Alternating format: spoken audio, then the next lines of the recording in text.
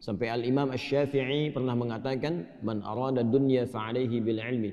Kalau ingin sukses dunia, mesti pintar, mesti punya ilmu, belajar.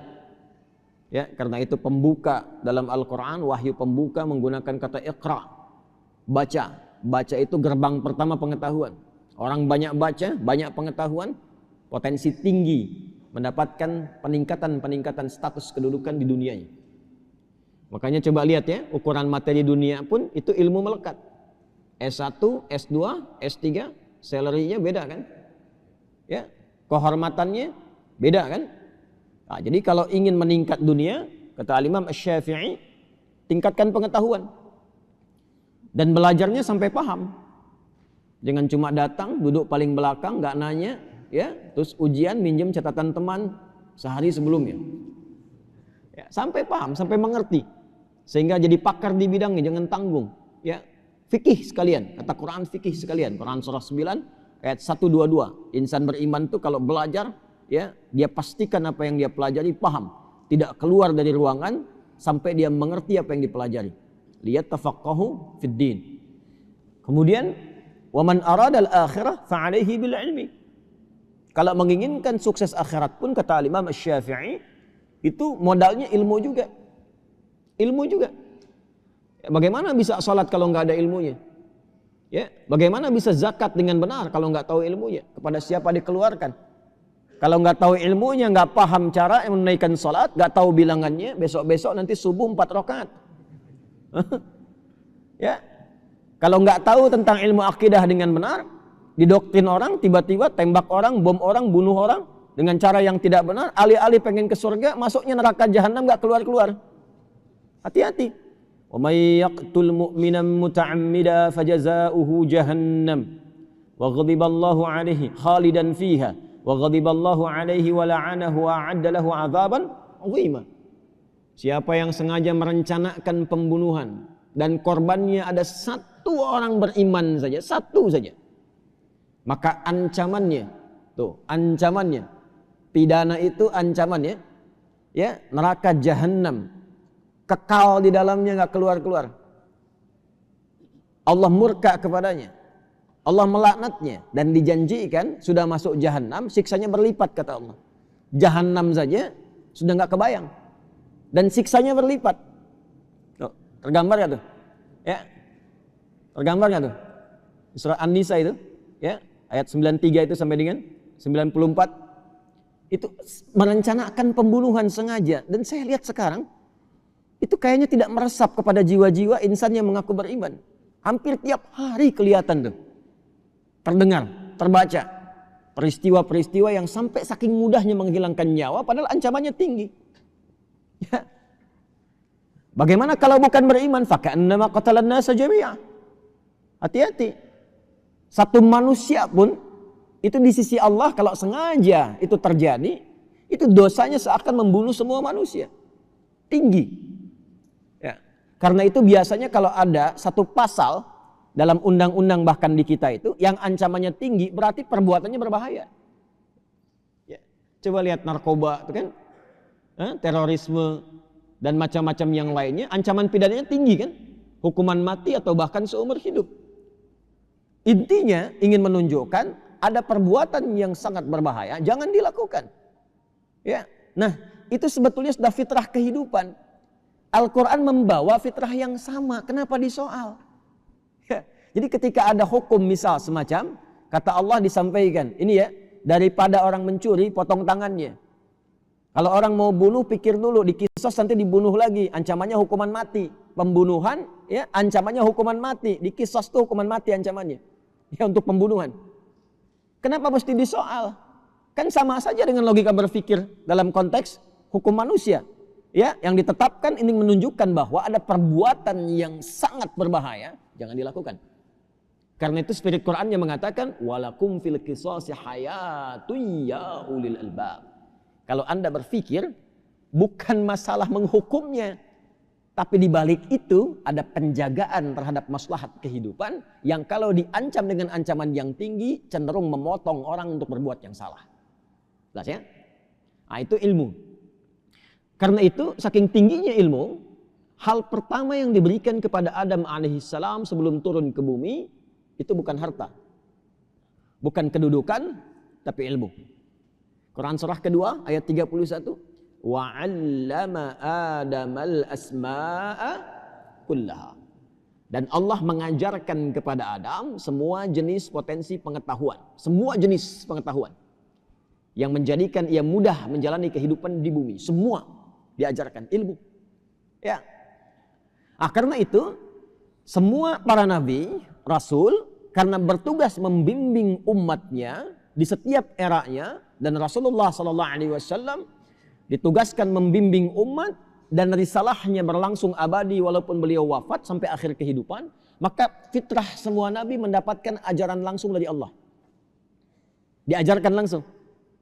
Nah, kita yang bukan nabi, yang bukan rasul, diminta belajar kurikulum nabawi itu yang membimbing kita lewat ilmu-ilmu itu untuk mudah menjalani kehidupan. Orang yang belajar dari ilmu itu disebut dengan muta'allim namanya. Jelas ya? Siapa namanya? Muta'allim. Jadi ketika kita belajar dari ilmu itu disebutnya muta'allim. Kurikulumnya sudah ada. Sumber pertamanya Quran, wahyu tingkat tertinggi. Orang bikin buku cari-cari begini, nulis belum tentu benar. Ini langsung dari Allah nih kurikulum hidup. Detailnya nanti di mana? Di penjelasan Nabi, di hadis. Hadis ini disampaikan lewat lisan, dipraktekkan lewat perilaku, dicontohkan lewat sikap, lewat sifat. Nanti diabadikan dalam perilaku. Ketika jadi perilaku disebut dengan sunnah. Disusun jadi kurikulum oleh para ulama hadis kita. Jadilah kitab. Kitab itu kurikulum hidup. Di cara ngaji itu begini, cara ngaji itu lihat peta kurikulumnya secara tematik tuh, disusun. Ya, yang sering sekali saya sampaikan, ada yang pokok, ada yang furu'. Yang pokok tuh kayak kita toharah, apapun Anda profesinya, mau pejabat, mau diplomat, birokrat, mau rakyat biasa, mau guru, pengajar, teknokrat, arsitek, tetap wudu kan? Ya, tetap sholat kan? Ya kan? Puasa juga kan? Nah, itu yang pokok namanya. Nanti disusun babnya apa saja. Bab menjaga iman, kitabul iman. Ada ayatnya, ada hadisnya. Apalagi misalnya bab taharah, ya, bab tentang sholat, disusun babnya, ada ayatnya, ada hadisnya. Nah, nanti yang sifatnya furu', cabang pilihan kehidupan, tuh milih sesuai passion, bakatnya masing-masing. Yang mau bisnis, nanti ada bimbingan bisnis disebut dengan kitabul buyu'. Yang di pemerintahan nanti ada kitabul imarah. Yang di ilmu ada kitabul ilmi. Semua ini sudah dihimpun oleh para ulama hadis kita. Dimudahkan kepada kita, bentuknya kurikulum. Yang paling viral misalnya Sahih Al-Bukhari, Al-Jami' As-Sahih Al-Musnad Al-Mukhtasar min umuri Rasulullah sallallahu alaihi wasallam wa sunanihi wa ayyamihi. 97 kurikulum hidup, 97 bab. Topik. Ya, dibuka satu-satu ini.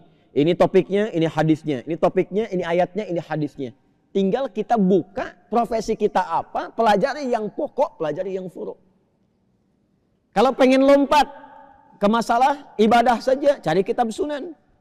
Makanya Sunan Abu Daud, ya, Sunan Ibnu Majah, Sunan At-Tirmidzi misalnya, ya, Sunan Abu Daud susunannya kitab sunan itu dari masalah fikih, kitab hadis yang disusun berdasarkan urutan fikih. Dimulai dengan kitabut taharah nanti, kitabus shalah, kitabus siyam, kitabuz zakah. Jadi kalau Anda ingin belajar tentang bab sholat dengan benar, cari kitab sunan.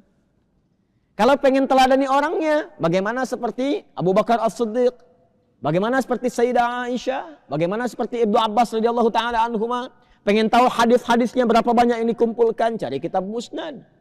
Ya, seperti Musnad Imam Ahmad. Kalau pengen cari hadis secara acak dari A sampai dengan Z, Hamzah sampai dengan Ya, cari kitab Mu'jam. Ada semua. Nah, kita diminta mempelajari itu dengan sungguh-sungguh, lalu dibawa ke dalam konsep hidup kita, praktekkan dalam hidup. Hasilnya semuanya sukses. Dan itu lintas zaman, lintas dimensi. Coba cek. Nabinya meninggal, sahabat praktekkan, sukses.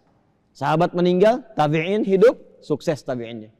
Dibawa ke Iberia, Spanyol, Portugal, jadi peradaban. Lalu belajar dari situ beberapa yang dari barat. Ya, sampai menjelma menjadi kemajuan yang sangat luar biasa, mencerahkan barat. Ya. Dibawa sampai saya dari Harvard kemarin saat di Amerika. Harvard itu asalnya gereja. Gereja asalnya. Dan di situ belajar dari spirit masjid. Di masjid itu dulu bukan hanya fungsi ibadah, orang belajar. Kan kampus pertama di dunia itu siapa yang bikin? Fatimah binti Muhammad Al-Fihr yang ada di Maghrib di Fes. Itu kampus pertama di muka bumi di dunia ini yang bersumber dari masjid asalnya. Dibikin masjid, melihat kemudian spirit dari Masjid Nabawi yang ada pendidikan dari Nabi di situ, di Ahlus Suffah, di copy paste kemudian di Maghrib, dikembangkan. Materinya diperbanyak. Di situ ada matematika, ada fisika, ada kimia, selain tafsir, hadis dan sebagainya. Eropa datang ke situ. Ya, pada belajar ke situ, termasuk utusan-utusan gereja belajar ke situ. Ya, dan itulah beliau yang ahli syam, ahli tahajud. Fatimah binti Muhammad Al-Fihr ini ahli puasa, ahli tahajud. Dari Qairawan asalnya. Dari Tunisia. Saya pernah ke Qairawan. Dan itu yang pertama kali mendesain toga. Toga wisuda itu yang desain itu perempuan orang Islam. Gak banyak orang tahu itu. Makanya awalnya segi 4, hitam kan? Ya, itu spiritnya dari Ka'bah. Ini bukan ilmu takatik ya. Ini nyata ini, baca. Ya, baca. Baca.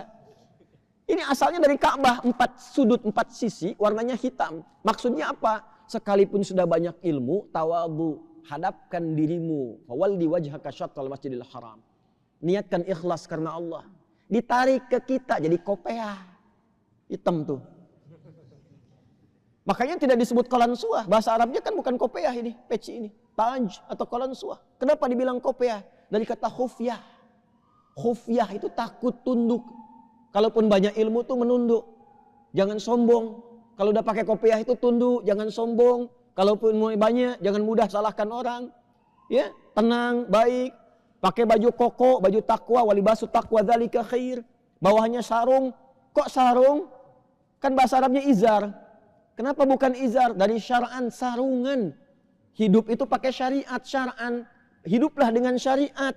Gunakan takwa. Kalau sudah soleh, tunduk. Kakinya pakai baqiyak. Al-baqa wal yakin.